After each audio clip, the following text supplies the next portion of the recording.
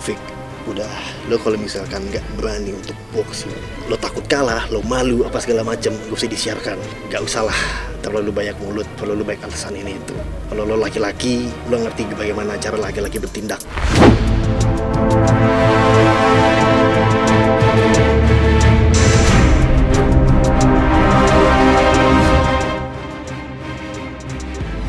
Harapannya sih begitu, cuman di sini kemarin saya kan suatu awal-awal bulan puasa kan sempat ngasih reminder lah, ingatan dan tantangan mungkin ke Vicky Prasetyo, ke dia kan. Tapi ternyata saya juga nggak tahu, mungkin dia nggak berani kan, tapi dia cuma bilang nggak mau ngasih panggung atau pansos. Mungkin beberapa keluarga dia bilang kayak begitu kan, tapi saya ambil sisi positifnya aja, mungkin dia gak berani ya kan. Bahkan saya waktu itu kasih ultimatum ke dia itu, kalau misalkan dia takut kalah atau dia malu, mendingan ya gak usah disiarkan, secara private aja gitu, secara tempat private. Gimana sih tuh ada ring kayak gitu, dia kan selalu gembar-gembornya kan dia gladiator apa segala macem kayak gitu. Dia nggak pernah mau nerima tantangan, bahkan keep silent aja dan lempar tantangan ke yang lain-lain gitu. Dengan alasan? Alasan dia sih ya gak mau kasih panggung atau kayak gimana. Sementara lucu juga di sini, dia juga awal mula naik kan gara-gara cari panggung dan semua disetting. Kalau saya kan benar-benar pure murni kejadian ini semua saya dekat dengan Kalina, bahkan sampai detik ini tuh natural semua. Saya juga sebenarnya jujur aja ya, saya juga nggak mau sama sekali kejadian seperti ini. Itu cukup mengganggu privasi dan ketenangan saya. Cuman ada beberapa, dia selalu bilang dan mengirim opini masyarakat bilangnya saya sengaja bikin ini, sengaja cari panggung, pansus apa segala macam. Apa ya kita lihat track record kita masing-masing lah seperti apa gitu kan, dia kayak gimana dulunya, dan saya juga sebelum kenal Kalina juga saya kayak gimana pekerjaan saya apa segala macam. Mungkin juga lebih baik daripada dia. Kalau itu sih saya no comment lah ya, karena bukan ranah dan urusan saya bukan seperti dia yang selalu mengikut campuri urusan orang. Jadi ya saya no comment kalau dia mau dekat sama siapa. Cuman mungkin untuk para wanita di luar sana ya bisa melihat track record dia seperti apalah.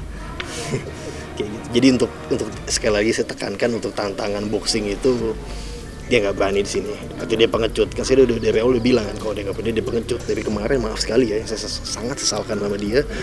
Dia mendekati almarhumah mamanya Kalina, mengadu domba antara ibu dan anak. Terus mendekati juga dari mantannya Kalina, sampai dia pelecehan, merendahkan harkat martabat wanita. Dia bilang katanya dia ketemu sama mantannya Kalina di salah satu konten waktu itu, udah berbincang online, di konten cinta waktu itu. Dia bilang, wah kita brother of me, saudara pesusuan. Itu kan sebenarnya kalau mau diangkat rame bisa itu, cuman saya nggak mau ambil pusing lah. Mungkin dia udah bisa dibilang dia biasa berurusan dengan hal-hal yang berbau hukum keluar masuk ya kan. Jadi ya orang seperti itu apa ya dibilang ya, kasihan sih sebenarnya. Sangat kecewa tentunya, sangat kecewa karena saya kan laki-laki, sementara dia itu laki-laki yang dikit-dikit ngadu ke ibunya atau ke keluarganya. Jadi menurut saya itu kurang gentleman. Apalagi di sini saya tahu betul gimana dia cara menyiasati sebuah strategi kan, kayak misalkan kayak contohnya kayak mantan-mantan dia sebelumnya lah, sekarang juga merembet ke Kalina, gimana cara dia menghadapi, dia briefing dengan keluarganya begini. Maksud saya kalau dia laki-laki, kita ketemu pribadi aja gitu, kita bicarakan secara dewasa gitu kan. Atau enggak kalau dia cari panggung dengan boxing dengan anaknya Kalina kemarin ya kan, apapun itu ya udah, kalau mau selesaikan dengan cara itu ya udah kita selesaikan gitu. Tapi dia sendiri nggak mau dengan alasan ya mau kasih panggung apa segala macam. Maksudnya ya dia satu Indonesia juga tahu lah dia seperti apa. Saya kemarin sempat WA dia berapa kali, bahkan Instagram apapun itu, bahkan nomor saya ada 2 atau 3 terus saya di blok semua. Saya udah ajak dia, saya push dia terus, ayo kita ketemu, ayo kita bicarakan secara laki-laki, nggak usah di media, nggak usah apapun itu kan. Bahkan saya bilang nih, ini juga sangat-sangat penting nih ya, untuk boxing saya tantang Vicky Prasetyo di ring. Kalau dia takut atau malu kalah, nggak usah disiarkan, nggak usah dibayar. Dia kan apa-apa sebuang kan, apa-apa memandang sesuatu tuh dari nyari income lah, dan pansos bisa dibilang. Justru itu harusnya masyarakat bisa tahu di sini siapa yang pansos dari awal dia muncul di TV itu seperti apa kan, kayak gitu. Saya juga sempat ngobrol juga dan beberapa pihak dia itu seperti apa, saya juga udah tahu lah track record dia itu kayak gimana. Jadi kalau misalkan dia takut kalah atau kayak gimana ya gak usah disiarkan lah. kayak gitu. Tapi dia nggak pernah berani dan selalu bilang alibinya saya yang cari panggung apa segala macem. Fik, udah lo kalau misalkan nggak berani untuk boxing, nggak berani untuk apa namanya untuk selalu apa Fik, kalau lo misalkan nggak berani, lo takut kalah, lo malu apa segala macam, gak usah disiarkan dan juga gak usahlah terlalu banyak mulut, terlalu banyak alasan ini itu.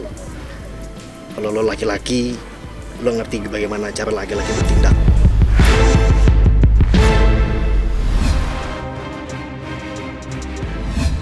Baik banget. Waktu itu juga sempat berapa kali ada momen ketemu, sempat ada bercanda juga, ya kan. Waktu itu kasih lihat ada sedikit foto-foto kayak hewan peliharaan, terus almarhumah bilangnya, oh enggak ini bukan guguk, dia bilang itu bercanda lah, kayak anggap anak sendiri kan, lucu gitu kan, bercanda kecil aja gitu, sempat ngobrol juga. Dari awal kan saya kan udah sempat hadir di detik-detik terakhir almarhumah, di setiap tahlilan, dan sekarang 40 harian rasanya nggak afdol juga kalau misalkan saya nggak datang gitu kan. Jadi saya sempetin waktu lah untuk datang. Bang hadir sendiri diundang atau memang saya pengen support, pengen? Awalnya sih kalian ngingetin, ya, dan saya mikirnya juga saya sempat kosongin jadwal juga, ada pekerjaan ya, karena ya udahlah demi almarhumah kan. Semoga doa-doanya juga dijabah, kita juga ketemu anak yatim gitu juga sih. Lebih tepatnya berharap semoga doa-doa dari anak yatim tersebut dijabah, karena doa anak yatim kan lebih tulus ya kan, dan pasti dijabah sama Allah. Jadi harus diresapin lah momennya kayak gitu. Lumayan agak-agak terpukul juga sih ya, apalagi ngelihat dari Kalina juga kelihatan down banget di situ kan, dan momen harunya di sini tuh dia kan orang tua yang udah agak-agak sakit, udah mulai sakit, dan momen-momen saat terakhirnya itu maaf sekali ada sedikit hal-hal yang gak mengenakan lah diadu domba dari pihak lain antara ibu dan anak. Itu sih yang sangat disesalkan sih. Acaranya sederhana, memang gak ada yang gimana-gimana ya, karena juga bagi sedikit rezeki juga untuk anak yatim yang saya juga minta doanya dari mereka untuk almarhum ibunda saya, Bu En Wardania.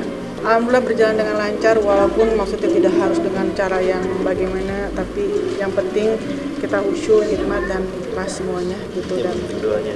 Ya, doanya. Yang penting doanya. Ya, doanya mudah-mudahan juga doa yang tadi juga kita panjatkan semua dari anak yatim khususnya juga langsung diterima dan ijabah Allah Subhanahu wa taala.